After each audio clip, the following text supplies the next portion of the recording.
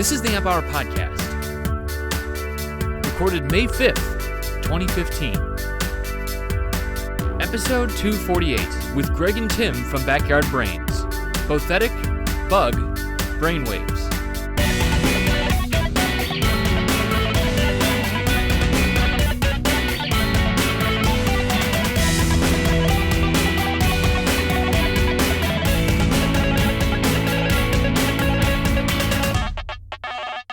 Welcome to the Amp Hour. I'm Chris Gamble of Contextual Electronics. And I'm Greg Gage for Backyard Brains. And I'm Tim Marzullo from Backyard Brains as well. Thank you guys for being here. I'm excited. I'm sorry Dave can't be here, but I am excited to talk about cockroaches being mind controlled and humans being mind controlled. And what other kind of mind control do you guys do?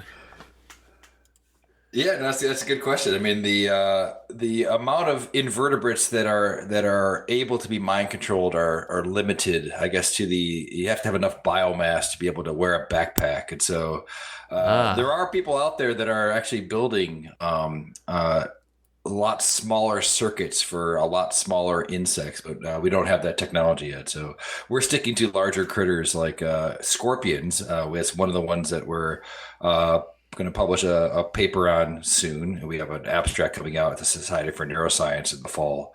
Nice. It talks about a robo-scorpion and cockroaches and sort of larger invertebrates. So how long until, you know that scene in Fifth Element where the guy's like driving the cockroach with like the joystick and then there's like the camera and he's listening in? Like how long until that point? Yeah, so that actually we're laughing because that actually is our next goal is to put put a camera on the cockroach. We're trying to figure out how to do it in a Bluetooth low energy format, and it's a little bit harder to do. So we may have to switch to a little bit like a bigger pipe to be able to get this to stream. Even like a picture every couple seconds would be cool for me. And creepy. Let's make sure we get that in. I'm not a bug person myself, so but okay. So let's take a step back. What is Backyard Brains? Sure. Backyard Brains is a company that invents and distributes equipment to allow students all over the world of all ages to begin learning about the electricity that the body generates, be it the electricity that neurons use to communicate, or hearts use to pump, and our muscles use to contract. So both Greg and I have PhDs in neural engineering, and that was because we had to get PhDs to gain access to this technology. Really? We often say neural interfaces right now, well, before Backyard Brains, is kind of where computers were in the late 60s and early 70s, that really only at big universities, professors with big government grants could gain access to the technology. And so we set about trying to make it to copy the computer revolution, but for a neural revolution, making it so that anybody can begin understanding how neurons work. And so what technology is this you're talking about? So, I mean, like, I think about the stuff I've seen, it looks like instrumentation amps and like, I think op amps, but I always think op amps. So what is what is this technology that's difficult to get a hold of and difficult to get information about? The funny thing is, the funny thing is that you didn't really have to wait until Backyard Brains did it. The technology that we're using are chips and just gumball parts like resistors, capacitors that you could have put a spiker box together probably back in 1978. Okay. So the only thing that we've kind of done is just sort of re-engineered it to make it very simple to use, and make this kind of put the experiments together so to make it more generally available to the public. Yeah, but we're using bioinstrumentation amps, but you could build them with op amps if you wanted to. But we have basically three stages of amplification. We have the bio instrumentation amp in the front, and then we filter the signal. We just use a bandpass filter, and we filter out kind of the low noisy signal that we don't want, and then the kind of the high signals that we don't want. This kind of sweet spots for neurons about 1 kilohertz. It's about, if you actually look at a spike on the screen, it's about a 1 millisecond peak. So that's kind of what we tune our amps to. And then we have one final stage of amplification that goes out to to the speaker so you can hear it. Okay, cool. Yeah, so that sounds like a signal chain that I'm familiar with. That's good. I mean, that's what I'm saying. It's very kind of simplistic, and actually we worked hard to make it simple. We would sort of keep removing components until we could get it down to it. I think when we released that Spiker box, it was 8 resistors, 8 capacitors, and 3 ICs, and that's all it was to be able to record from many different types of animals.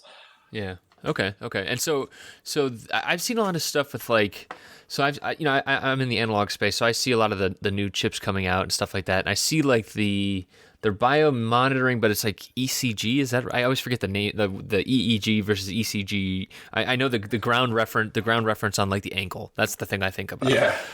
Is that ECG or is that, which one is that?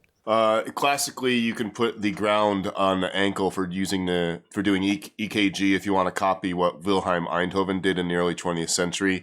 But you can just put the reference on the back of your hand and the electrodes across your wrists. And then for EEG, you put the ground on the bone behind your ear. So yeah, a lot of the competing things and other amplifiers out there for human signals, which makes sense. I mean, it's kind of weird because we started with cockroach neurons, and it's and then went into human signals because we studied neural signals when we were doing our graduate work. And so we started our first amps were for neurons, and then our second amps were for human muscles, and then our third amps were for human heart and brain, and then our fourth amp was plants. For plant electrophysiology. Plants? Yeah. Really? Yeah. Tell me about plants. What the hell does a plant need with electricity? Yeah, so no, it's funny. I didn't know this about this, and actually many of the neuroscientists that we talk to don't know that plants actually fire action potentials, but they do, and so plants use electricity. And in plants that move, like sensitive mimosas or Venus flytraps, they actually use it in a very similar way as humans do. And that what I mean by that is that it takes, for example, in a Venus flytrap, it takes a lot of energy for the plant to open back up again after it closes to catch a fly. Okay, and so therefore the plant has evolved not to close the flytrap by accident, and so it figured out that if a fly is inside of the plant, that it's going to be in there for a few seconds. It's going to touch they're inside the little Venus flytrap leaves that are open. There's some hairs inside of there, and if you touch a hair inside and from inside the leaf, then it will fire an action potential inside that plant, but it doesn't actually close. It sort of sets this timer running for about 10 to 15, 20 seconds. And if it gets another movement of a hair, that's a pretty good probability if there's something inside of that. If that wasn't just some random wind that went by.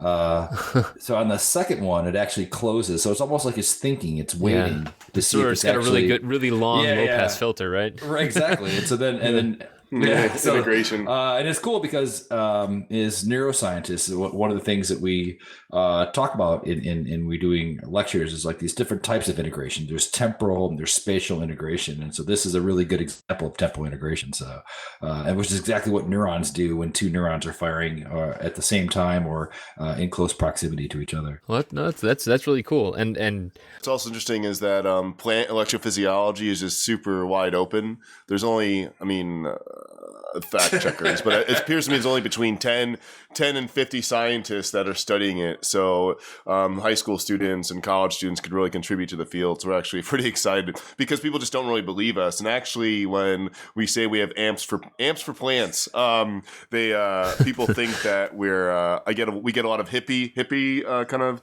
requests that we're recording the living energy that exists in Mother Earth, and it's the same energy that exists in our bodies. I'm like, hold on. Dude, I put a fuzz box on my orchid last night, and it's so crunchy. It's like the best. I put it through my my Fender Reverb. Sorry. That was terrible. When people hook up when people No. I mean, I get that all the time with down here in Chile because we used to work out of a makerspace. So there's a lot of artists and designers that want to use the plant spiker shield to make music, and they show me YouTube videos of hooking up cauliflower to some sort of synthesizer, and they're just kind of using the cauliflower as an antenna, and it's just like, no, we're actually studying the real science here. We're actually going to plant to an amp, No, but what's funny about the plant thing is that it begs the question, because we'll get into the Roboroach in a bit, but we got in a lot of arguments with people about consciousness and what like sentience. And sentience, stuff like that. And so when you would argue with people about what their definition was, a lot of people would talk about that. It has to be some type of like a feeling that comes in, it gets sent an electrical signal to another part, and then it causes a behavior, but this is what's happening inside. You can see there's papers on plants that it will be eaten by a bug on one side, and then it will send a message down the rest of the plant, and it'll excrete a different chemical. There's so depending on how one defines like this type of consciousness, I guess you could say that these plants are alive too, but it's a bit silly to say that. But I assume it's just that whole argument is just to try and make vegans finally feel guilty. You're murdering them, man. You're eating live things. That veggie burger was alive. You can see. Anyway, sorry. Bad jokes again. Bad jokes all around. So that's kind of our goal is any type of electrical signal that any type of living thing generates, we want to make it easy for someone to do it and for kind of a consumer level budget. So we've been slowly expanding to all types of bioelectricity. And also a secondary thing is the interfaces with the Roboroach, and also we have various shields that people can use these signals like the heart, the brain, neurons to control things. And that's kind of another side of what we work on.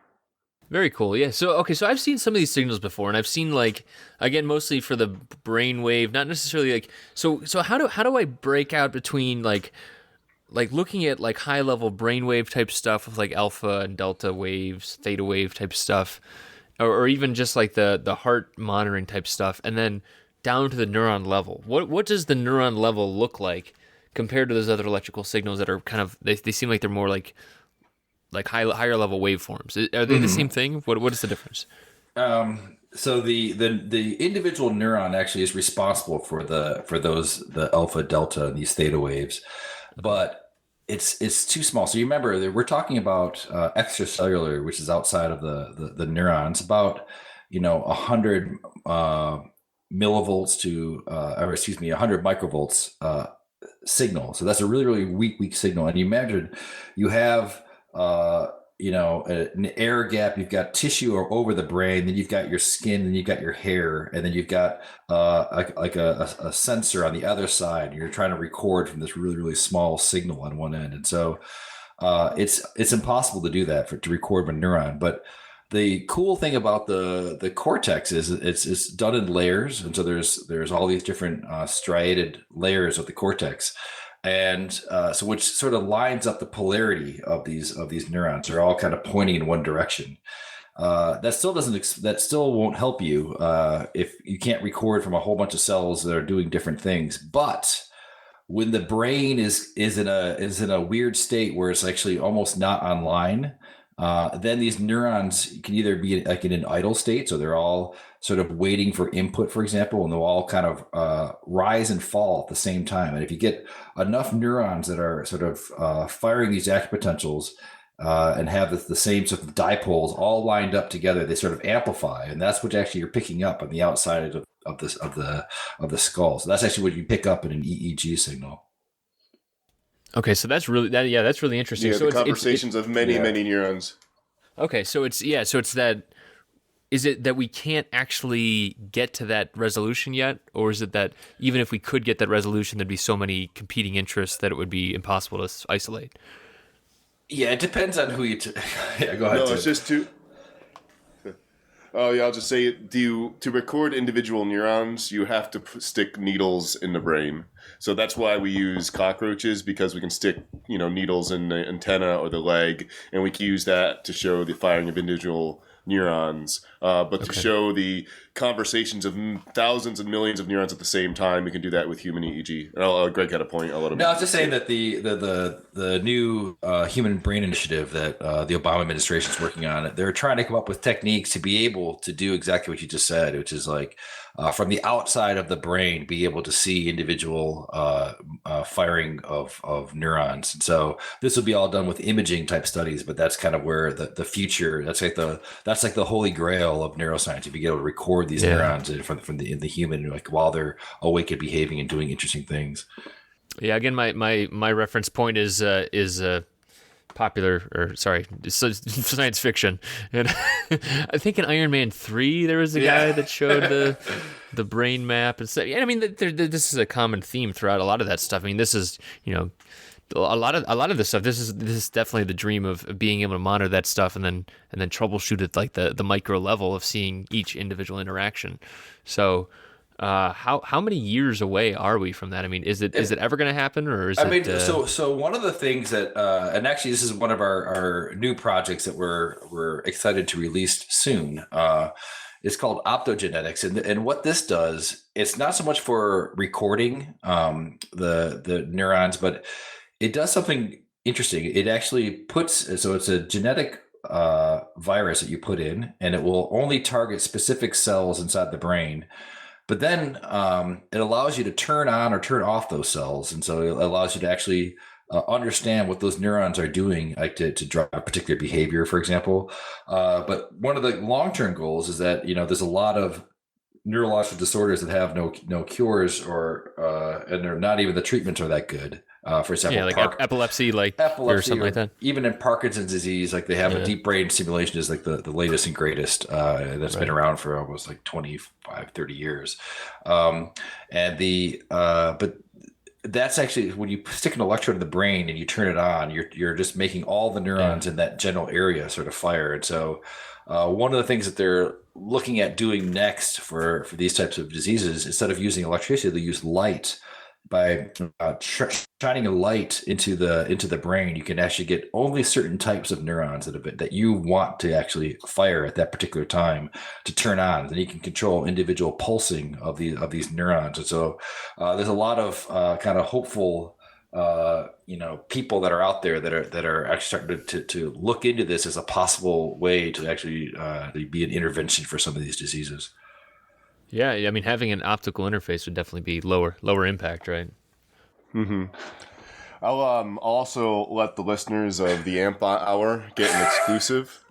So it's not really live yet, but if you go on our website, backyardbrains.com/experiments/history, this is a write-up that I'm slowly working on. It actually goes into the history of how we were able to amplify these signals of neurons. And then and it's really nicely illustrated by a Chilean comic book illustrator that works with us. And then the final 3 illustrations are Florencia and my attempt to predict the future. Cool. So I said 2165 will be the year in which we'll be able to detect every neuron wirelessly, and then 2035 as a year we'll be able to have kind of nanobots, so you can take a look at it, and that'll be live in a week or so. But you can there's still writing the text, but it goes through the history of how we were able to do what we are doing today. 2035 or 2350 as the nanobots thing. Okay, so the problem now is to record from neurons, you have to stick needles inside the brain, and that's going to always limit the technology, because opening the skull is dangerous and it's only done in medical conditions. So I know that there's a DARPA program, and I even saw a paper on Journal of Neural Engineering about neuromotes. So this has been kind of an idea that Greg and I have talked about, and neuroscience students have talked about over bars at night, that if you could somehow swallow a pill that would have kind of nanobots, maybe silicon circuits wrapped in a protective protein so they wouldn't be attacked by the immune system. And if they could somehow bypass the blood-brain barrier, and if they could somehow stick to a neuron, they could then wirelessly transmit signals through the skull. Too, this right? is me. This is not... They're powered. So I thought. So I just said maybe in 20 years, because given how fast the computer revolution is going, maybe in 20 years. And again, this is me and Florencia, and also conversations with Greg. So this is where I'm kind of stepping out of my role as a scientist and as kind of a speculative person. And then in 2165 was some kind of, maybe some new type of physics will be discovered that, it'll be able to, be able to just detect a voltage point anywhere remotely. But that would require like a new type of science. So I said in this illustration, ever since Manuel Galvarino discovered that every neuron generates a microgravity well due to the constant voltage changes, the electropendulum can couple with a human brain non-invasively and monitor every neuron simultaneously. And that's just kind of me trying to sound like science fiction, but that was in 150 years.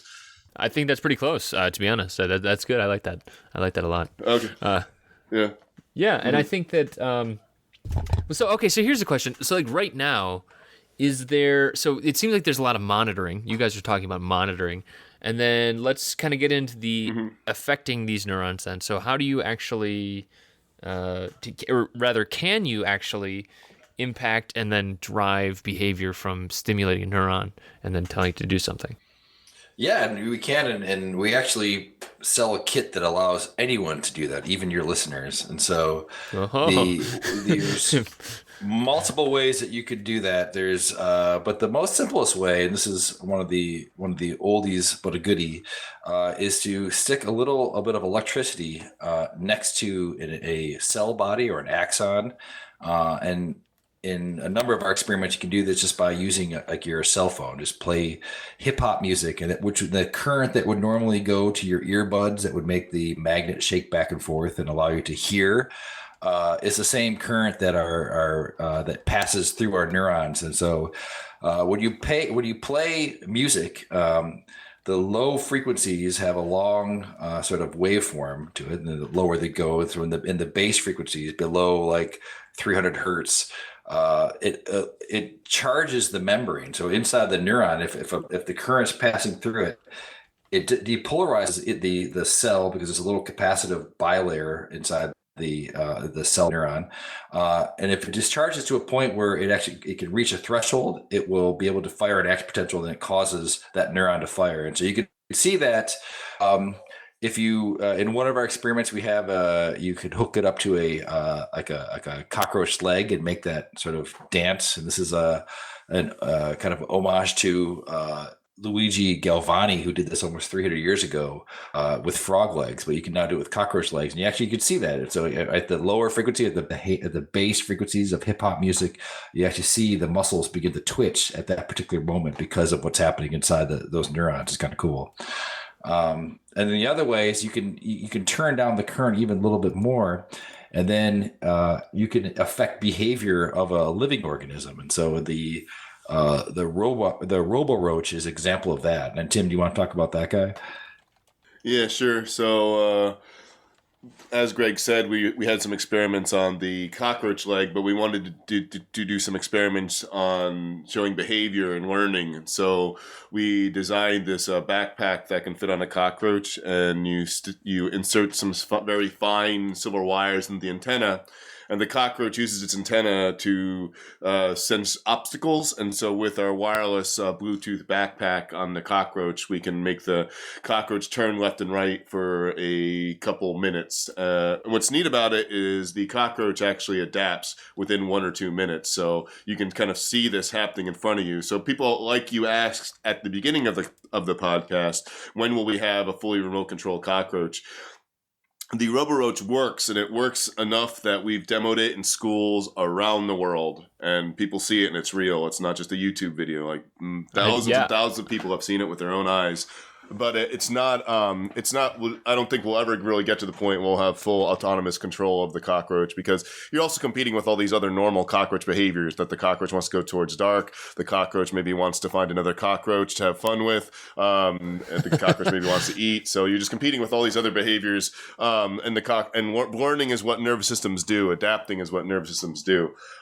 So that was kind of a product that Greg and I sponsored a student team at the University of Michigan and another student team team in Chile, and so that's kind of a mature product. And then our newest interface is the Optogenetics with the light channels, with fruit flies, and then the kind of popular one now is called the human-human interface, where we're detecting the muscle activity of one human, amplifying it, and using the Arduino microcontroller to analyze this data, and then it's turning on a TENS unit, which can stimulate the arm of another person. So then when one person moves their arm, the other person's arm moves as well. And Greg just gave a TED talk on this a few months ago that was released last week, and so you can see that on the Maiden TED page of Greg doing a live demo of the human-human interface. And it's been kind of popular because one person can control the other, and it's a way to get to know other people, and it's also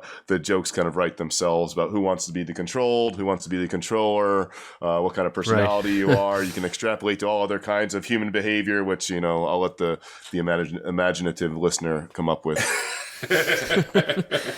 So actually, a lot of this stuff I've seen in person. I was there in Michigan with some of the Hackaday folks, and actually I get to see this stuff firsthand. And I think I might have told the listeners about that when I was up there. So I think they've seen that, and the Roboroach for sure is like very, very interesting. So just going back to that 1 second.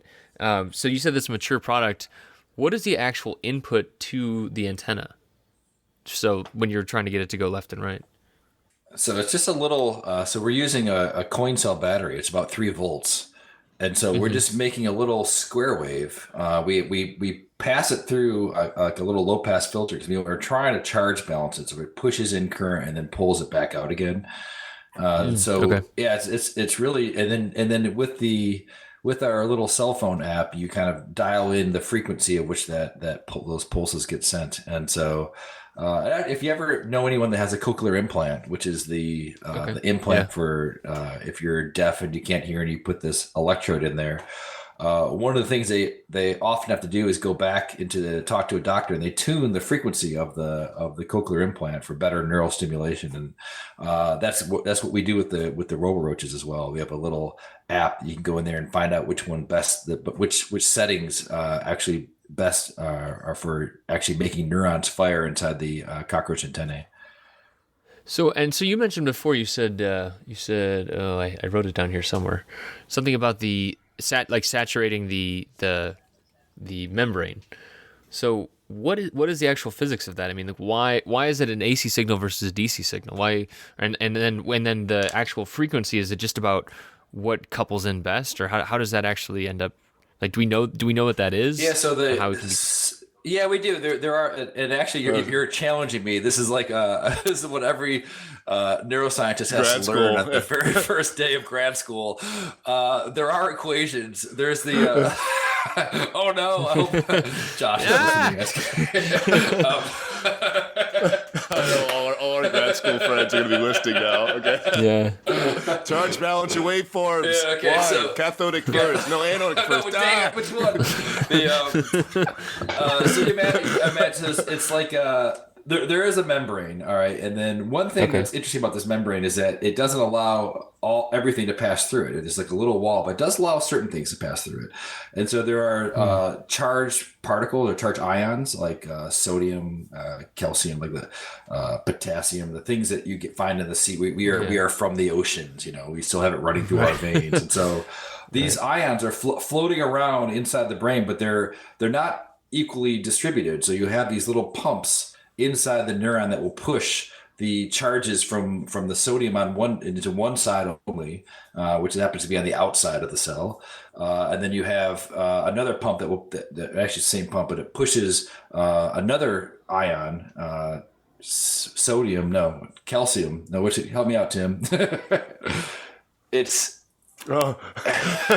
So, actually, we always joke about this because it's actually sodium flows in, and potassium flows out. Okay, we always joke about this because it's actually a hard. It's not, there's no real cute like mnemonics to sort of remember this. Right. Way of doing it, but you have a buildup of ions on one side and another one, and so when a voltage hits to a certain threshold, these ion channels open up and it allows for like the current to sort of flow through. And that's naturally what happens inside the cell. Okay. So you have these currents that flow through because these ion channels The ions open are up. the actual charge carriers, though. That's the idea. Is basically Yeah, that they act exactly. like that a battery. is the key fundamental thing. It's not electrons; it's positively charged ions that are moving, that are causing this change in voltage, and so that's fundamentally different from the electronics that all your listeners use. Mm-hmm. Yeah. Okay. Yeah. So the idea is that when you have this difference between the ions on one side with the other, it's like a little battery. And so there's like a positive battery going in one direction, and then you have another battery that's negative in the other direction. One's sodium and one's potassium. And then the Hodgkin-Huxley in the 1950s figured this out and got the Nobel Prize. That the timing at which these things open, they open at certain points with it, when the voltage gets to a certain level. This what's called a nonlinear signal comes out, where it rushes in, all this sodium rushes in first, and the voltage shoots straight up, and then that thing turns off, and then potassium turns on, and then it opens up and it rushes out in the other direction. So then the voltage drops in the other direction. And so that's what creates that 1 millisecond spike. So getting back, so that's one thing. The other thing is, and when you're using electricity, when you drive an electrical current around there, you're actually going to move ions to one side of the membrane. It's like a little capacitive membrane on there, and that raises the internal voltage of the cell. And so when it reaches that threshold, then it fires. And so that's why that frequency matters. If you have a really high frequency and you're moving it up and down really quickly, it doesn't have time to charge the membrane enough for the ion channels to open. So that's why the low frequencies are better. And DC is the worst way to do it. So you don't want it too low. Right. Yeah, because DC, I would imagine it's burns like tissue, at yes. the end of. Well, and also the end of like I think when I'm picturing my head is kind of like you said, battery, and that's kind of what I was picturing, is like when you have like a cathode that kind of just collects too many ions and then nothing else can get through at that point. Like there's no charge flow through it at that. Is that correct? It burns tissue, and you also can leach metal off your electrode. So there's two reasons you don't want to use DC. Often these electrodes are really small, and so you can just blow them if you go DC. Yeah. DC is forever. That's okay. Yeah, no, that's very, very interesting. So okay, so that's one of the implications then, is that the you have to. So it's like the ion the proportions basically help determine that exact dialed-in frequency. Is that kind of the idea? Yeah, your neuron takes advantage of both the differences in ion concentrations inside and outside of the neuron, and also there's a voltage difference due to the differentiation of charges inside and outside. So there's as we neuroscientists call it, a chemical and electrical gradient is generated by the neurons, which requires a lot of energy to maintain. And this chemical and electrical gradient, it can lead to the pulse that Greg described. So the nervous system, nerves in particular, use pulses, and they can fire these pulses between, on average, 1 to 200 times a second. There are some examples otherwise, but so. And the rate of these pulses, 1 to 200 times a second, is one way that neurons encode information. So it's fast. It's not fast given things in the electronic revolution that we're seeing now, but it's fast. It's fast enough for you, old man. You're not old, but Is that the Millennium Falcon? People often, because you think you're thinking fast, it feels instantaneous to you, but the speed of impulse conduction along the branches of neurons is anywhere between half a meter per second to the speed of kind of a high performance race car. So it's fast, but it's not. I ask people, it's not cell phone fast. It's not computer fast. Right. I remember from biology class, it's the myelin sheath that helps with the speed, right? Is that very good? Right? Yes, that's true. Yeah. Look at you, man. 9th grade biology finally came into use for me. But actually, I think your listeners would enjoy this. The myelin sheath is how mammals have figured out how to do that. It actually acts as a little insulator that sort of wraps around the neuron, so the electricity can kind of jump from one node of Ranvier to the next. Just sort of, that's how you speed up transmission down an axon. But in insects and a lot of invertebrates, they actually chose a different way to make the axons faster, because remember, it's really important for the axon to be fast. If you kind of hear something behind you and you need to like get out of the way before you're going to get eaten, you want to make sure whatever that pathway is that's your defense is going to be really, really quick, or you don't get killed. And so for example, in squid, there's this the largest axon in the world is it's called the squid giant axon. And you can actually see it with your eye. And so the reason why that is that they haven't evolved myelin. And so then what you can do is you can actually do the cable equations. You can figure out that the larger you make the actual tube itself of the axon, the faster the action potential would be. It's kind of cool. So this is like the telegrapher's equation? Exactly. I mean, the same theory was used in neuroscience. Yeah. Interesting. And okay, so one step back, the axon is the long. I remember the neuron looks like a big, like fuzzy bundle at the end, and then the axon's the long piece that actually does the transmission. Is that right? Yep. Okay. Well, we'll post Wikipedia links all over the place on this one. This is more challenge. I think because this is outside the realm of a lot of electronics people. You guys kind of really bridge that gap. That's very interesting. Yeah, no, that's what's cool about it. It is electricity and it's biology, like 50-50. It's kind of cool. Yeah, that's why we enjoy it as well. What is the role? I also remember neurotransmitters, but that's a chemical, right? And does that play in as well? It does. It's at the end of that road. Yeah. Go ahead, Tim. Yeah. No, this is so backyard brains exists because of the electronic revolution that it's getting, as you guys have spoken about in your other episodes, that every year it's getting cheaper and cheaper to build your own boards and the circuits keep dropping in price. So being able to amplify a small signal, people have been working on that for years with a transistor and integrated circuits and all the wonderful things that allows. So we can see the electrical impulse that neurons fire, but that's only half of how the brain works. In between an axon and a dendrite is a space called a synapse, where neurotransmitters pass. And so when a spike reaches the end of an axon, it causes the axon to release neurotransmitter into the synapse, and then this neurotransmitter binds to sites on the dendrite, and they can do a lot of things that is a whole class we can give, but it can change when these neurotransmitters bind to the dendrite. They can actually change the voltage of the neuron, and if the voltage reaches a threshold, then the neuron will fire an impulse on its own, and there's billions of neurons doing this. But we haven't really seen an optics revolution. So Greg and I have been all over the world, from the most advanced, wealthy countries to the ones that are just getting started.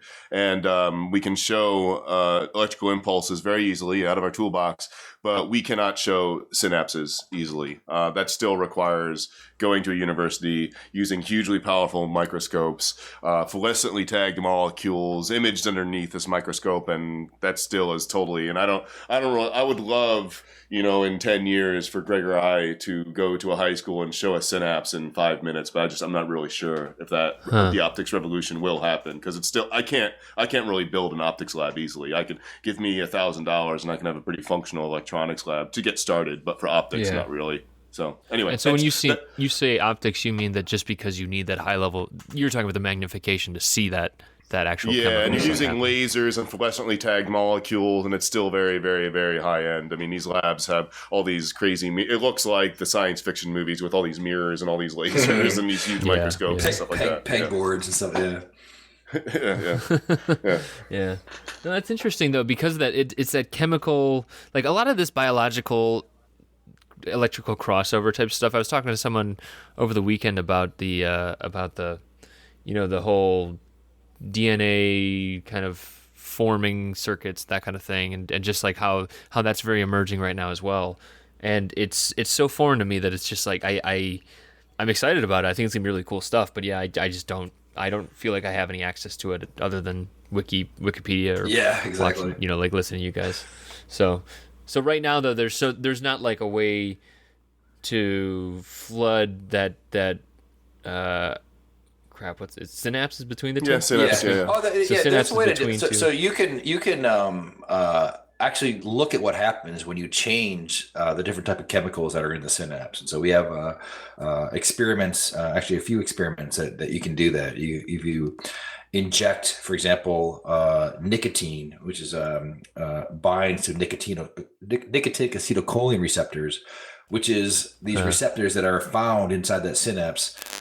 You can see what happens when acetylcholine, for example, is inside the synapse. It actually turns out that the insect will start to have a seizure because it causes that all the neurons that have those types of receptors, it causes them to fire action potentials, and all of them are firing action potentials at once, and it causes like this kind of weird looking like seizure inside the insect, which is one of the reasons why plants have nicotine to begin with. It's kind of a neurotoxin for insects. Yeah, so you can see indirectly, you can see the effect of the synapse on the firing of neurons. So yeah, but being able to see the actual synapse, you can imagine in your head, you want to look through a microscope and see chemicals going across the synapse, but that's a 200 nanometer space, so that's just it's really difficult. No, but there is something that's interesting about the synapse and these dendrites that are out there. And one of the questions is, why doesn't the electricity just flow from one cell into the other? That seems to make more sense. Why go through this other weird process where you actually fuse like a vesicle and send a package of a chemical messenger across, like on a little voyage across to another cell, only to like fuse into the other wall to create another type of process that was going to change the voltage slowly. So why is all that? I mean, why not just send electricity? Yes, why? That's what I was going to ask. Yeah. So no, because it actually allows for a lot more like a richer set of communication. So instead of if it's just electricity, the only thing you could do is sort of make the electricity in the other cell get bigger, right? Because you're going to send an electrical pulse down from one cell to the other. You can only add to it, but when you separate the voltages from the two cells and you put this chemical messenger, you could be like firing a ton of action potentials on one side, so generating a lot of electricity, and sending a chemical message, which instead of making the other cell become more positive with electricity, actually it goes completely the opposite direction. And so that's kind of the main reason why you do this. And so it gives you a lot more flexibility, and maybe it doesn't just do it right away. Maybe it's a little slight delay in that, and that delay is important for certain things. And so it just gives you a whole toolbox of things that you can do once with an action potential, instead of just making the voltage in the next cell become bigger. So it's almost like galvanic isolation between cells, right? And translation and a bunch of other things as well, buffering and yeah. Yeah, and actually, if there's neuroscientists listening in, sometimes in the talks we give, we say we're only showing half the story, and depending on your preference, you could even say we're not even telling even half the story, because of a lot of the interesting things about the brain, learning, changing of properties all happen at the synaptic level, and we're just showing the transmission of the result with right. It's just the easiest thing to measure right now, and so that's not the easy. I'm not saying it's easy, given the but technology we have. Yeah, better known. Yeah. Huh. Yeah. So, and you guys are saying that you actually do influence some of these cells with the it was nicotine and stuff like that, like the other neurotransmitters, other chemicals. You actually do experiments with that kind of stuff. Yeah, we have some experiments investigating neuropharmacology where you can change the properties of the synapse. But for obvious reasons, most of the drugs that can affect the function of the synapse tend to be illicit, or all the fun ones. Yeah. All doing the fun experiments. See, so. We have one with nicotine, and then we have some people have modified that to test the effects of caffeine or Adderall on neural activity. Glutamate, glutamate. A talented young student, high school student in California, near your neck of the woods, tested a bunch of herbal supplements on the function of the synapse as a high school science project that he went pretty far in the California State Science Fair with. So that you can study the effect of the synapse with chemical means, but we still can't really see it directly. Only through so what you see is electricity, but you're actually affecting the chemicals, affecting the amount of electricity on another cell. Yeah. And so so through the kits, and I would like to talk about the education aspect, because I think that's from what I understand, that's a big piece of your stuff. But Also, a little bit on the kit side. I mean, so right now people can go and get stuff. So like, what are some of the experiments that school or just a home hobbyist or just anyone interested in this kind of thing? What are some of the things that people can actually measure in their lab right now with your kits, or then with other similar experimentation? So with our basic, the one we first came out with called the Neuron Spiker Box, that's literally 2 map pins that are soldered to some Radio Shack wire, and that goes into our amplifier. But with those 2 little pins, you can record from a lot of different sensory inputs that are coming into the brain. So in crickets, for example, you could record from like what they hear, and you can do that by recording from the. They have little ears on their 4 legs. Oh yeah, 2 little legs in the front. And they can angle them around and sort of like hear, and if you can record from that, and actually see the neurons fire when you play different types of tones, and so you can do some experiments. For example, you can find out what they can hear, and turns out they can hear each other. You can play chirps from other crickets, and they'll respond to that. But the other thing is interesting, if you played around with it a little bit more, you'd find out that it actually can hear other frequencies as well, even like supersonic, like really high frequency pitches, which physiologists have just discovered, and they realized it's this frequency of the sonar of bats coming in, so they can like hear bats from a while away, and they'll run away from them or keep evolution, still. huh? So that's one thing. Evolution, man, it's cool. So we have experiments looking at visual systems where grasshoppers are really hard to catch because they have these beautiful eyes on both sides. And so their brain is actually calculating to figure out if you're coming towards it or coming just passing by it. If you're passing by, it won't jump. But if you're bringing your hand up to grab it, it will detect that. And so with the Spiker Box, you're able to record that signal that sends it from it's called the descending contralateral motion detection neuron, DCMD. You can actually record that and actually see what the cockroach can see, and you can actually play these games. Can you sneak up on a grasshopper? You can put the little wire there and actually see what the cockroach or the grasshopper could see. Which sounds like cool. You snuck up on it at least once, though, right? And then all the cockroach stuff we do, wire in it. Yeah. Exactly. So the beautiful thing with all of our insect stuff is that you can use some of the other properties of these invertebrates, which is that they're cold-blooded, right? So you can put them in the fridge and they'll slow down to the point where you could actually handle them. If you put them in a little bit of ice water, these little ion channels I was telling you about before that opened and closed to let the voltage come through are actually going to be sorry, I'm hearing Tim pour his wine. Someone else is slowing down their neurons right now. So when you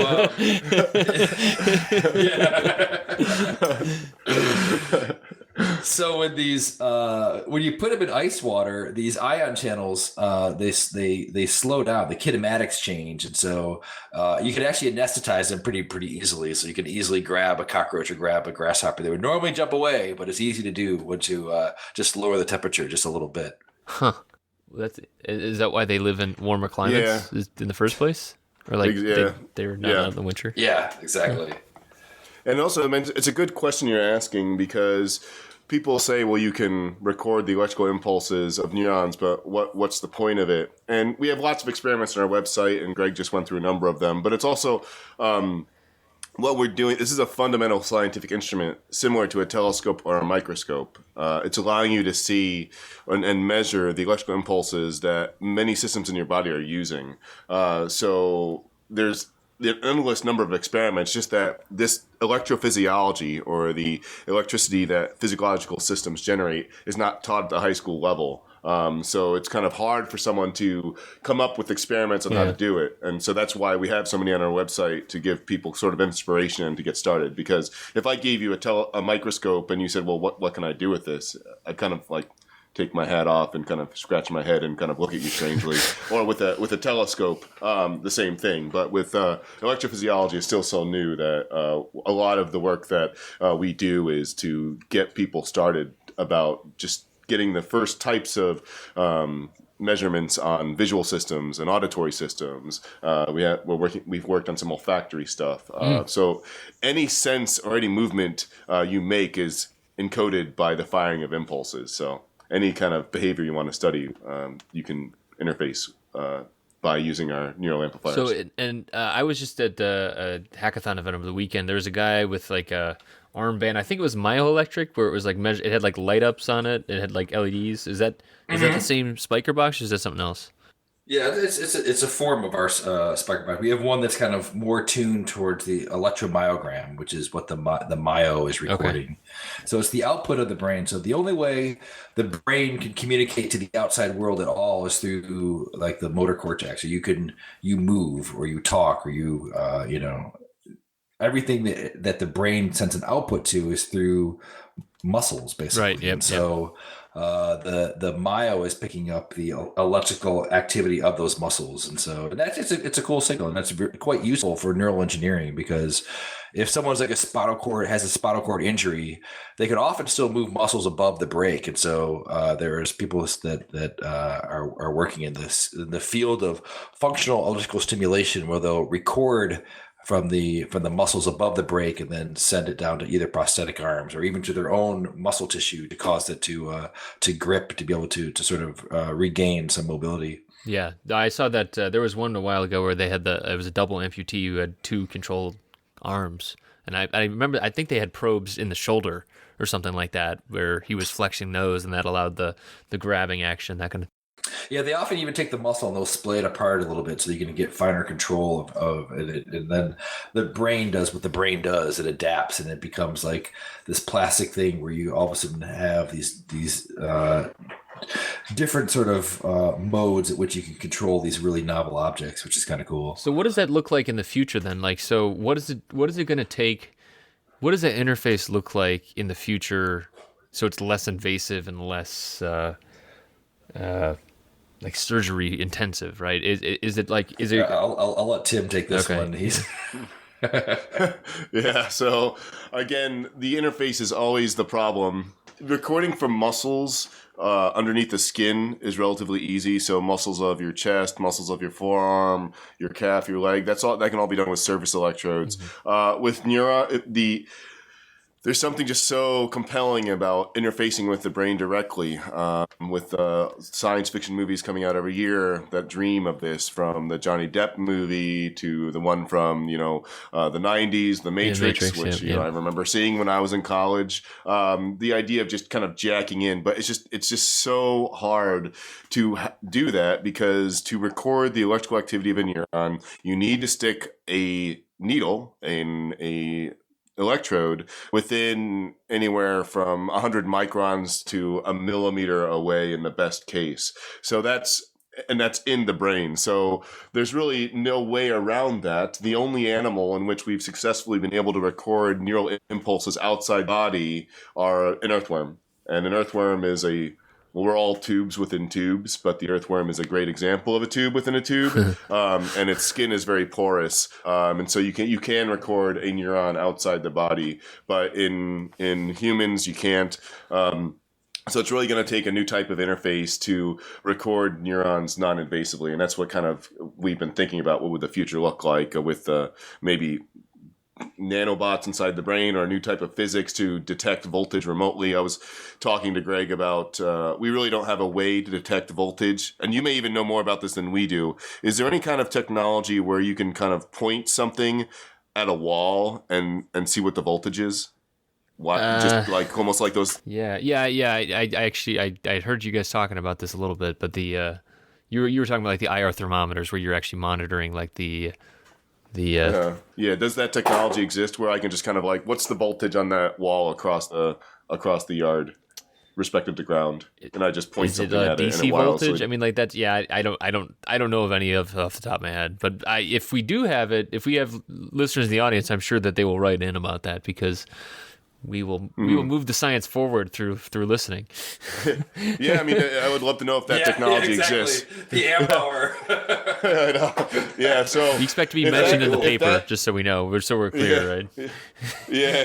So if that exists, if that technology is being worked on, that would kind of be a step towards the dream of wirelessly, without putting something in the body, detecting the firing of an individual neuron in the brain. It's just something that people have dreamed about, and Hollywood has stoked the fires of those dreams, but we just don't have it yet. Yeah. So, I mean, I was maybe this new remote voltage sensing, or a new type of physics that allows the high temporal precision of neurons. We can detect brains non-invasively, but requires super cooled magnets called fMRI machines, and these are detecting the oxygenated versus deoxygenated states of blood, hemoglobin, and that's got a time scale of 2 to 4 seconds, which is nowhere near the 1 millisecond time scale of individual neurons. We just don't have a way of non-invasively detecting the electrical impulse of a neuron. So listeners who maybe have some skills in electrical engineering and biological interfaces, that's a problem that none of us have solved, and if you solve it, you would advance science, and I think you'd also have a pretty nice little company as well. Yeah, if you could figure that out. Right. Yeah. I think the hard part with that, lugging an fMRI around with you too, it might be the weight. Those magnets aren't very cheap or light. Exactly. That's a big backpack. So you guys mentioned education. I do want to get into this. So how does all this play into education? I mean, you mentioned high school. When I get to visit up in Ann Arbor, where one of your offices is, I saw some of the students working there. But what is the program there, and especially for people listening, how do they get involved in pulling that to their schools? Yeah, so we have what we try to do is make teachers and the general public basically become the experts. And so what we don't want to do, we don't want to have to go out to your school or your work and give you a lecture about neuroscience. And so the goal of our education program is to sort of make a lot of very tractable experiments that make a lot of these very complex ideas kind of come to life by doing these hands-on things. And so what we'd like to see is a teacher or sort of come to our site, download the lesson plans, get a little bit familiar with this stuff, and then actually do these sort of exploratory labs with their students to really sort of understand how the brain works. Because that's we talk about this all the time, that given the amount of neural problems that are out there, 20% of the world has a neurological disease with no cures. We actually don't even pay lip service. We pay no service really in K through 12, and even in undergrad. You get a lot. I mean, except for you, Chris, you happen to know about synapses and things from you knew about the Myelin sheath from your 9th grade class. That's actually impressive.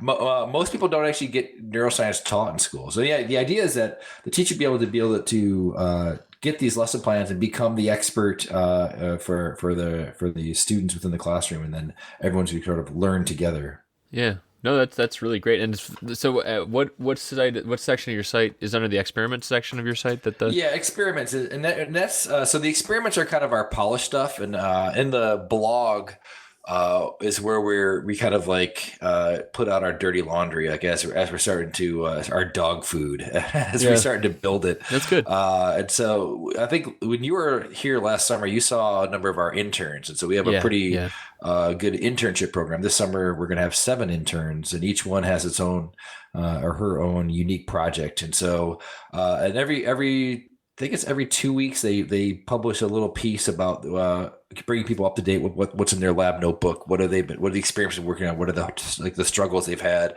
and then what progress have they had? And so you can see last summer was the Roboscorpion. We had some fruit flies doing the optogenetic stuff, and we had a 4-channel cyborg cockroach, and we're looking at circadian rhythms. And so these are all being updated, and some of those actually those have graduated into our page now. So you'll see a few of those experiments from last summer that have made it into the production version. Yeah, that's that I remember the scorpion specifically because I'm not a bug person. Like I'm quite afraid of bugs in general. So do you guys have non-bug projects? I mean, is it mostly is that kind of We have just all the human stuff. Yeah, that's the we can. So the thing is, you can't like even non-invasively record from like for anything with a backbone. You need to have a special license from the government. So we don't do that. So we work I see. with invertebrates. We work with humans that can give you permission to do so. Yeah, right. So again, we've talked a lot about neurons in this podcast because it is just so compelling. And I also want to add to Greg's point that it's not really taught in high school, but neuroscience is just so interesting to humanity. You have this thing in your skull. How is it working? How is it who I am? Yeah. And neuroscience is sort of this model discipline that combines biology with electrical engineering. Whenever Greg or I enter a high school, we really don't have many problems keeping the students' attention. We'd love to see it being taught more, and that's what we're working on. Yeah. I always see it, even though I always cringe when I see it on Reddit because it keeps getting repeated over and over. It is interesting. The brain is the only organ that is named itself. The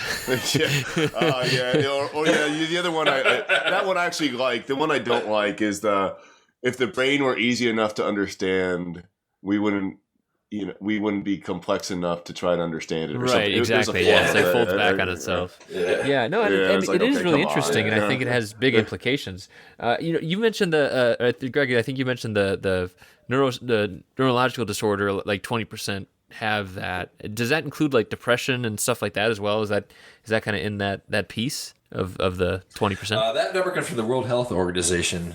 People have pointed out some neuroscientists were complaining about that statistic, but that statistic is true. But what they were saying is that if you look at every person's life, the probability of having a neurological disorder is much higher than 20%. So 20% is at any given time, 20% of the world has it. But if you look at Alzheimer's and these other forms of dementia, because we're curing a lot of these other diseases, the probability that you're going to have some type of a neurological disorder in your life is like much higher, like at 80% or higher. Yeah. So my question related to that is I've had friends and family and affected with neurological disorders, and it seems like all of the current cures, or not even cures, but just treatments, are always very pharmacological. They're just chemical, drugs and helping with that kind of thing.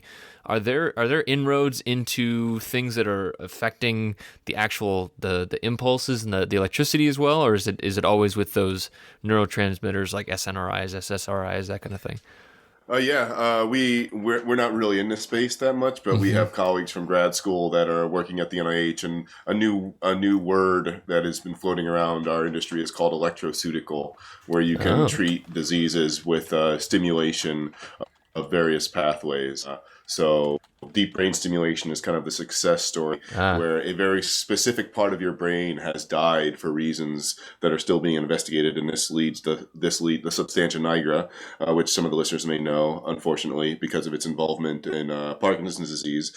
But we can stimulate Parkinson's. We can stimulate the subthalamic nucleus, and it can alleviate some of the symptoms. And some other scientists have found stimulation of other parts of the brain can serve as alleviate depression. A grad student colleague of ours, a postdoc named Mark Lemkui, was using it did some experiments on treating obesity in rats using stimulation. So it is very much in the consciousness of our industry to use electrical stimulation to perhaps treat some things. That's interesting. Yeah. So actually, former guest Ben Krasnow, I remember because he was on YouTube and he was talking about how he used to work on deep brain, and then I don't know if you've ever seen this video, but he actually took a 600 amp like cable strap, made it into a big coil, and he triggered his own brain, which was ridiculous. And that's what his YouTube channel is all about. But you see him like almost snap his own neck with like reacting to it. But yeah, that's actually what I was thinking about, is the deep brain stuff with the magnetics. So. That's funny because people have asked us, can you build your own TMS machine. Yeah. And I always said you couldn't. I didn't know you could. I didn't know Yeah, someone actually did it. I'll post Cool. the YouTube link. It's nuts. It's really nuts because like you see him jerk. I mean, it's just hitting the motor cortex. He was targeting that, but like he literally could have snapped his own neck. I'm pretty sure. Like just from like the, I don't know. Like it looked like it from maybe not actual, but it looked kind of scary. So that's very interesting that is as a treatment option because. You know, Parkinson's is a huge, and it feels like it's increasing. Maybe it's just that it's more in the spotlight these days, but I don't know. Yeah, it's just that's the disease because it affects a small part is deep brain stimulation is something that can help it. There's other diseases like Alzheimer's where your cortex is just slowly rotting away due to the amyloid plaques. And as far as I know, there's no really deep brain stimulation techniques that can alleviate that types of dementia. Right. Yeah. Yeah. TMS. So TMS is like kind of like a targeted, very targeted approach, like a laser style almost, but internal. I think we're getting I was speaking about deep brain stimulation, which is DBS, which is where they actually stick electrodes in your brain. Okay. TMS is where there's a coil outside your head that delivers kind of I wouldn't even consider it very focal, maybe on the order of centimeters, and I'm not an expert on this, but a blast of electromagnetic stimulation that can activate your motor cortex or your auditory cortex or something like that. Okay. Yeah. Or disrupt the network underneath it. Yeah. But yeah, that stuff in general, like I look at that stuff and I'm just like, that's nuts. Like I know that that's not you guys' like all of this stuff. Like it's just like it's so outside of my realm. I'm really glad you guys are doing this kind of introductory. I mean, it's introductory, but it seems like you're kind of going deeper. So what is your? I mean, you guys are doing like research though too, right? I mean, are you publishing that kind of thing? Oh yeah. So what are some of the research areas that I think you've mentioned some of them in this throughout this, but what are some of the ones that you're most excited about? Yeah, so the papers that we've published so far are mostly about the devices and their effect in the classroom, about sort of the more educational based research papers. One of the issues about publishing in sort of peer-reviewed journal articles for research that sort of discovers some new part of how the brain works is the ability to identify the types of neurons or the actual pathway that you're recording from. That's been difficult. So Tim has been working on a way to do some staining so we can actually maybe inject and sort of stain what the neurons are. But there are other sort of anatomical things. And so I mentioned before about the grasshopper and this DCMD neuron. So we can actually identify that particular neuron from its waveform. We know that its signal noise is much higher, and it responds in a very, very patterned way to different type of stimuli, so that we can sort of test at the beginning of the experiment, this is the neuron that we want to do. And now we can start to ask some interesting questions about how that neuron behaves. And so we can look at, for example, you can do some experiments to see what is the, like how close to the actual coming towards the insect you have to be. Does it have to be like, if you're off by 10 degrees or off by 15 degrees? So if you actually start to collect that data, that's actually a publishable result. That's something that's interesting to science. You can ask that question. And you can do that with really, really cheap things. You can use it with an iPad and just a spiker box. That's really all you need to do these types of experiments. Oh, that's good. Yeah, and also in the lab here, Florencia is working on some anemone experiments. So maybe some of the listeners, after listening to this podcast, will open up their biology textbooks and read the chapter on neuroscience if Greg and I and you did our jobs well enough to spark more interest in it. But you'll see in that chapter on neuroscience that they'll talk about the difference between neural nets and centralized nervous systems. And when they're talking about the organization of the nervous system with a brain or ganglia, they'll also talk about another alternative nervous system that anemones, sea cucumbers, and medusas have, and they do not have any centralization. They just have a loose neural network scattered around their body. And Well, I remember when I was in college and I was reading about the chapter in the neuroscience in my biology textbook. I said, "Oh, that's really interesting," but it'd only be a paragraph. And then as I became a professional neuroscientist, Greg and I sort of realized that paragraph is a paragraph not because they were trying to save space. That paragraph is a paragraph because there's literally very little known about how the nervous system of a medusa. That's Spanish. About how do you say it? A medusa. What are those things that float in water that shine lights? Jellyfish. Okay. Jellyfish. So jellyfish. Man o' Wars, right? That's another name. Yeah, right? the jellyfish and sea anemones, they just have loose neural networks. So there's only a few papers published on these things. And so Florenza, who works for Backyard Brains, has been, among other things, caring for an enemy tank that we invested in. And we tried our first recording on Friday where we built a suction electrode. And we didn't get anything. Get anything. But we tried to suck an enemy tentacle into the suction electrode. And it was mostly noise. But if we even just figure out how to get stable recordings in an enemies, that is something that is not really well known. I mean, that would be a publishable result on its own right. And also from the education point of view, that these animals that just have loose neural nets and there's really nothing known about them, that this is actually, if this project is successful, we'd be contributing to, doing some really interesting science as well as improving that little crappy paragraph that's in the textbooks. Right.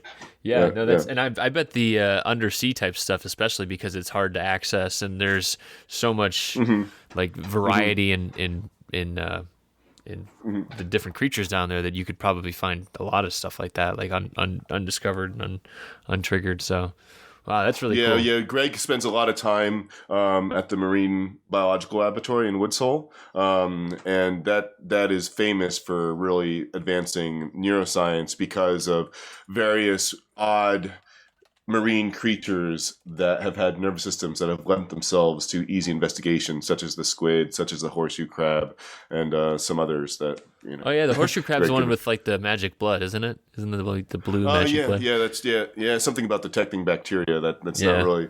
I think I read that as well. Yeah. So Tim, why Chile? I mean, maybe we didn't quite say that, but you're down in Chile right now. Greg, you're up in Michigan, I think, right now. I'm in Cleveland. Ann Arbor, correct? Ann Arbor. Yep. Yeah. So why Chile?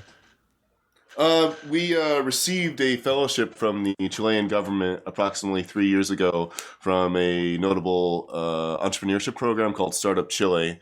And so we moved here, Greg and I moved here in January of 2012, and we received 2 rounds of funding from Chile. So Chile is mostly known for exporting copper and salmon and kind of vegetables. It's got a central valley similar to California that's rich in agriculture, but they're not really technology exports like California. So imagine California without technology, and that's sort of what Chile is like. So the Chilean government used some of the copper resources of their country that the mining companies pay a tax on, and a small percentage on that went to an entrepreneurship program, basically an immigration program for technology companies to come to this country and start their branches. And so we were interested in growing in Latin America, so we kind of used this grant to start operations here, and it's pretty cool. We were the first members of the first makerspace in Latin America. So we were co-founders, well, not co-founders, the first members of the first makerspace, and that was in Santiago, and that's where Greg and I worked for about a year. And we recently received the Santiago Makerspace. Okay, yeah. The Santiago Makerspace. Straightforward. Yeah. And so that's where it's kind of catchy. Yeah. So we were the Startup Chile program, which is not surprisingly, given the entrepreneurship climate we live in, is mostly software-based companies. But as a hardware company, Greg and I kind of needed a space to work in where we could bust out our soldering irons, where we could do our animal experiments, that had access to laser cutters and 3D printers, kind of the tools that, kind of part of a hardware lab. So we met one of the more famous entrepreneurs in Chile who's from Argentina named Tiburcio de la Corcova, or something crazy. He's an awesome dude. And he underwrote the makerspace because his video game company in Chile was acquired by a Japanese company. So he wanted to kind of give back to the community. And so we worked there, and that was a great experience. Some of our inventions on humans were developed there. Greg did a lot of his work on the human EMG spiker box there. Our first 3D printed products were invented there. The manipulators, the first versions of the microscopes, the human-human interface, a lot of that work was done there. And we just recently received funding again from the business operations government wing of the government, and with their funding, we've been able to build a lab here. So now we have a lab with people working, and it's really exciting. So what we're doing in the United States is important. We're introducing neuroscience into high schools and universities. But here in Chile, if someone wants to study biological signals, I mean, there's maybe 2 labs, one at the University of Chile and one at, the University of Concepcion and Backyard Brains. So it's really exciting to be able to offer, an entire country almost the ability to do neuroscience in an easy way. And so we're doing a lot of the only thing about Chile is that raw materials are kind of hard to get. So I was definitely going to ask about that. What's the DigiKey shipping time down there? I mean, if I want to pay, the fastest I can get something to Chile is a week. So if Greg, hey Greg, I really need that circuit board, or I need that thing from DigiKey, I remember we had some cables shipped to Chile, and that was $3 worth of cables, and it was $250. And it stayed in customs for 3 days. I had to pay a tax on that customs, and then it finally arrived. So after enough time living here, we've been able to kind of plan ahead, and we don't really do that anymore. But that's really the biggest issue is the thing about being in America and being an inventor in America is that I remember one time I was working on a Roboroach on one of Greg's designs, and I realized I was out of capacitors, and this was on a Friday night at 7 o'clock. And DigiKey has that 8 p.m. Saturday morning shipping deadline. Yeah. And so I ordered it before 8 p.m. and then I continued working until 3 o'clock in the morning on something with a 3D printer. And so I didn't get up, till maybe 10 or 11. And I opened my door and the capacitors were there.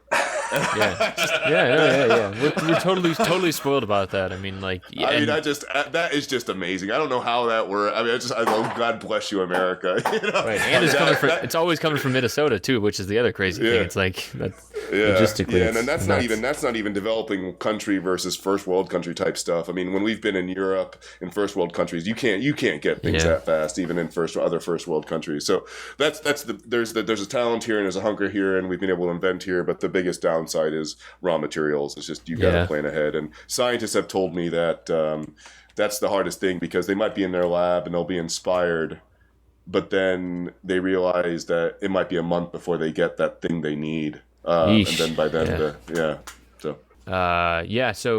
you guys are planning. I mean, that is very encouraging. That it sounds like the program worked. If you guys have opened a lab down there too, so that's good. So you had mentioned that last thing I'll mention, because I know we're kind of getting up there in time now. You guys mentioned the human to human thing, and then Greg, you did a TED Talk that just was released. So what was this all about? Yeah, so I didn't know actually to give a TED Talk. So I went to the conference on this fellowship, and then someone didn't have a visa, couldn't get into Canada.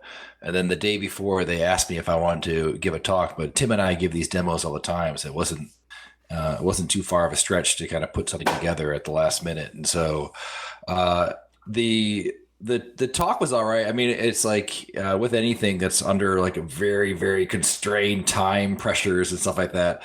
I wish it could have been a little bit better. I wish I would have had like them not look at each other, because these are all the criticisms are coming back is like, oh, but the other one student is looking at the other student, so of course he's going to move his hand. But actually, when we do it normally, we just make the other person look away. But that one time that you did it, it's not like that. But it's actually been interesting. So so the talk I wasn't sure the talk was going to go online, but then when they just sent me an email the day before, like, oh, by the way, your talk will go online tomorrow. By the way, you're going to get 1.5 million views. Okay. And so the The interesting about it is that when we've done stuff before, TED Talks before with like cockroaches, and Tim and I did one on the Roboroach. And the emails we get from people normally, we like a lot of our stuff hit a nerve, and either people love it or they hate it, or they want to tell you something about it. And a lot of times it's about like, how would you like if a cockroach does that to you, that type of stuff. But on this talk, it was a completely different. So we were flooded with email. We're still getting them today, and it tells you about the sort of the desperate situation we are in 2015 in treating neurological disorders, because I mean people are writing in that have loved ones with various things from dystonia to any name it, they're writing in about it, asking if this could be used for them because their doctors have not been able to help them at all, that maybe what I saw you do up there on that stage, maybe that could somehow be used to treat this disease. And so it's kind of sad, and so we're responding as fast as we can, that we if we know some information about like people that are doing, because there are people that are out there that are looking at electrical ways of helping in different types of medicine, but that's not us. Tim and I are not medical doctors.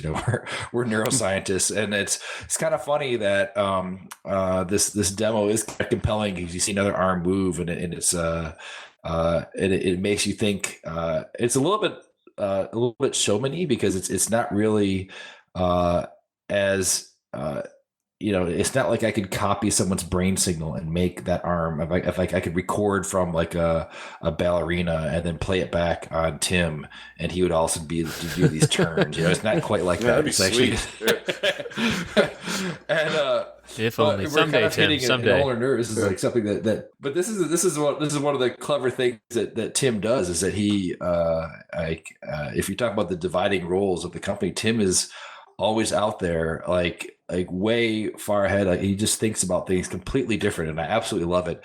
And he showed up. This is about a year and a half ago, with this idea of this human to human interface. And what he figured out was that ulnar nerve makes this fairly distinct motion within your hand, and that you can record the EMG and someone else doing that. And so you can it creates this perception almost that one hand, it truly is, one hand is controlling the other, because the brain is sending the electrical signal to the muscle, and it's causing the Arduino to then kick on a relay that causes the stimulator to work. But I think the effect from a person sitting in a seat and just watching that is like, holy shit, he's controlling that. Like one guy is actually controlling another person, and it's like he's like Voldemort or something. And so I think then the imagination starts rolling. Yeah, exactly.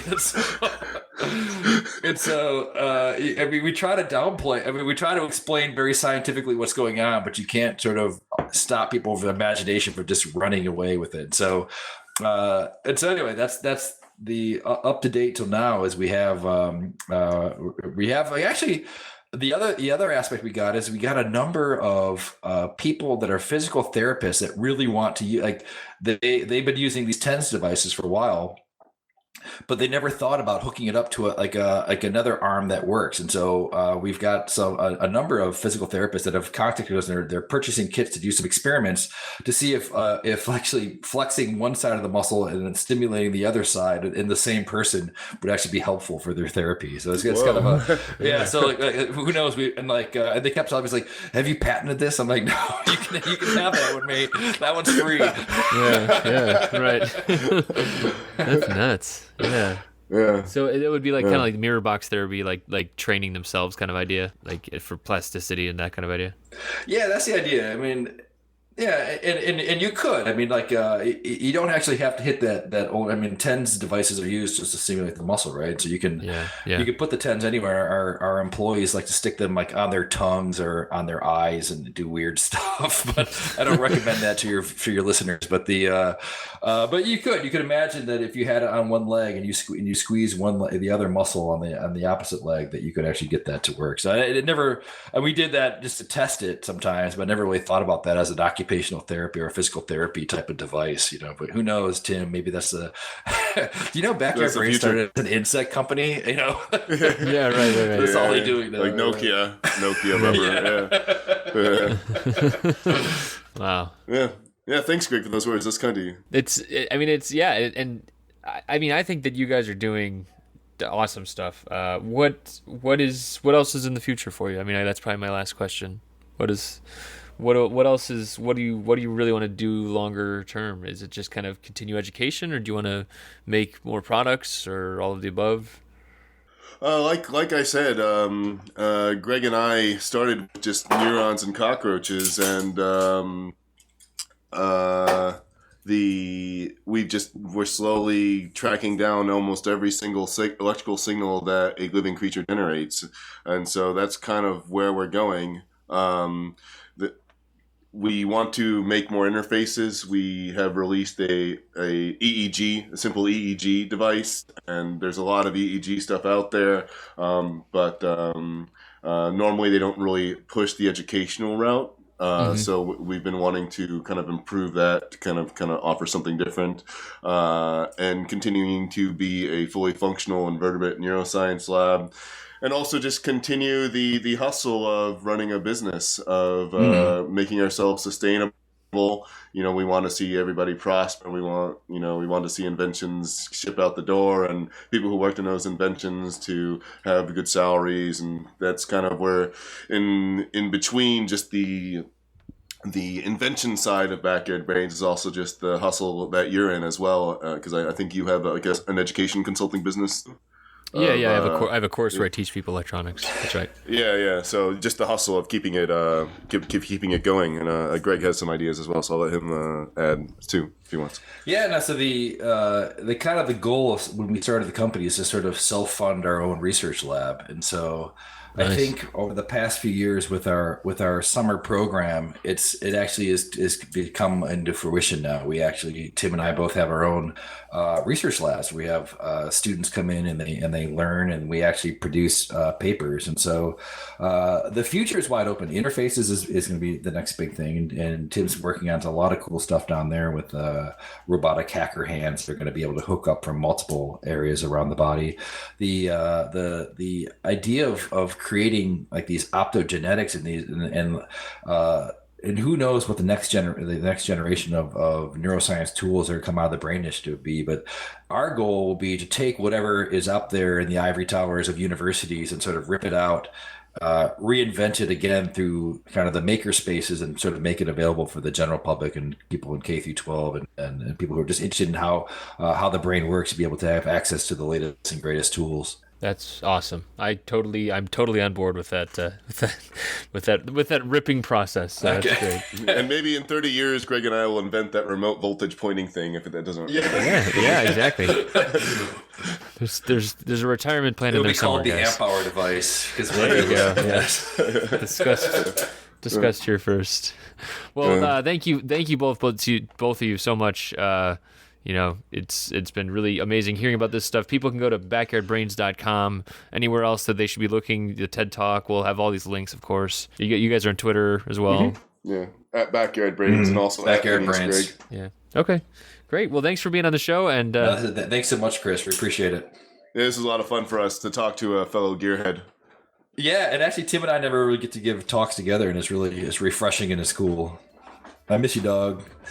I miss you too, man. Well, we hope we'll hear you guys again soon with a podcast or something similar. Sounds good. Thanks. Bye-bye. Take care. Bye-bye.